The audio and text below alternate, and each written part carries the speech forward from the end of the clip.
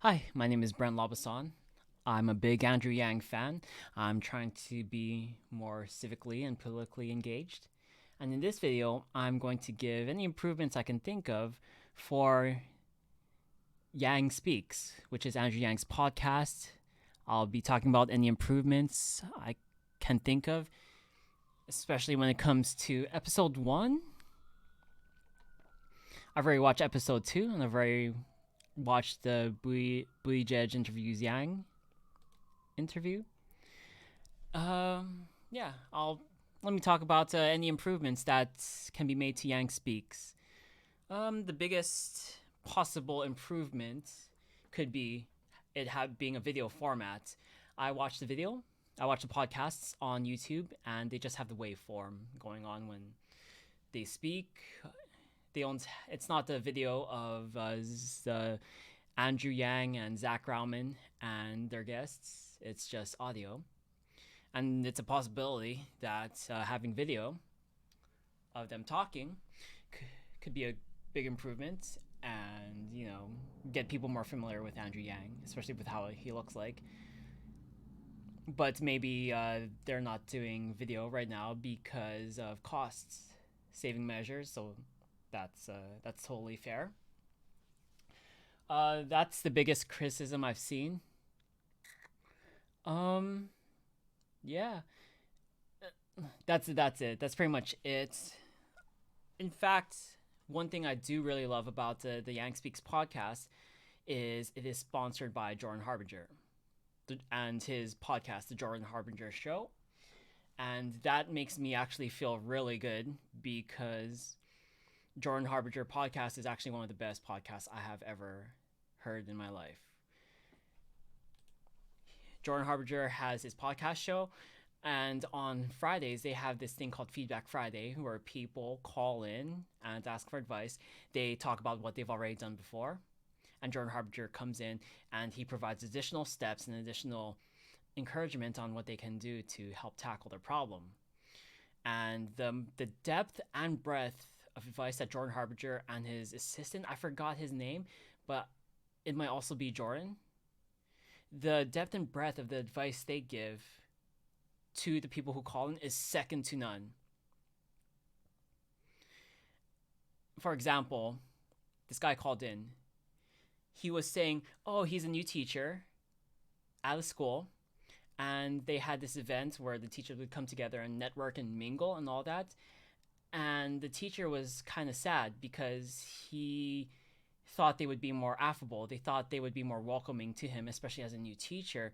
But he encountered the problems of people being already in their groups, and the guy teacher, new teacher, he felt like it was hard to kind of break into those groups, and he also was getting cold feet of jumping in and talking to them.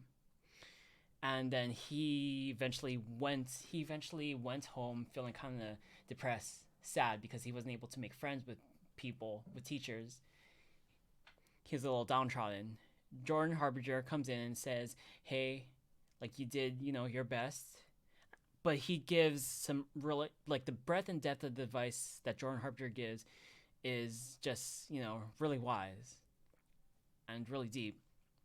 He lists off like so much good advice that can help this teacher. For example, he was saying when you're the new guy in the room and you come into the room, one thing you can do is to find groups of people, find the groups who are happy and smiling.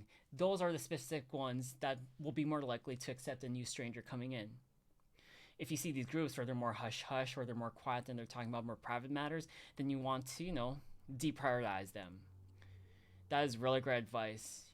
In hindsight, it's obvious, but just the very fact that, like, they can quickly dispense that advice, like, that really shows how wise Jordan Harbinger is, how effective he is. He also gives other great advice that is just as good. One thing I like about Jordan Harbinger, like, he gives these like hacks, life hacks, like sneaky things, like, or things that you might like quickly forget. But he's also ties this all in with saying, it's going to take hard work. It might feel a little uncomfortable, And Jordan Harbinger also says you're going to have to grind through it. You might have to, um, you might have to really grind through it. You might have to put a lot of like effort into it. It's gonna take you putting yourself out there. And I love the way Jordan Harbinger like both gives like really clever, really advice, really clever advice. He also gives advice that people tend to forget as they grow up, and their social skills may start to wane. But he also gives the other side, saying you're going to have to put in work, you're going to have to put yourself out there, you might have to deal with these feelings that feelings of anxiety or depressiveness. You're going to have to just move past them and get things done. And why I'm to tie this all in, to summarize, what are the improvements that Yang Speaks podcast could be doing? Two things. Number one is that they could have the video of them, but if it's a cost cutting measure, that's fine. And number two, they've already done. Number two, they should lean. If there's any. Number two, if the Yang Speaks podcast wants to improve, just ask Jordan Harbinger what they can do to improve. Because I've already talked about how Jordan Harbinger, the advice he gives to the people who call into the show is second to none. All the Yang Speaks podcast need to do really to improve is just keep asking people like Jordan Harbinger what they can do to improve. Boom, that's it. That's my summary of what the Yang Speaks podcast can do to improve, and I'm definitely looking forward to more episodes in the future. The last episode with Ken Jeong, it was really good. If you're a busy person, there's nothing like life changing yet, like right in the Yang Speaks podcast. But if you're just chilling and you want some background noise, it's definitely something entertaining to put on. If you're extremely busy, focus on that work. But if you have some time, definitely check out the Yang Speaks podcast. Thanks for listening.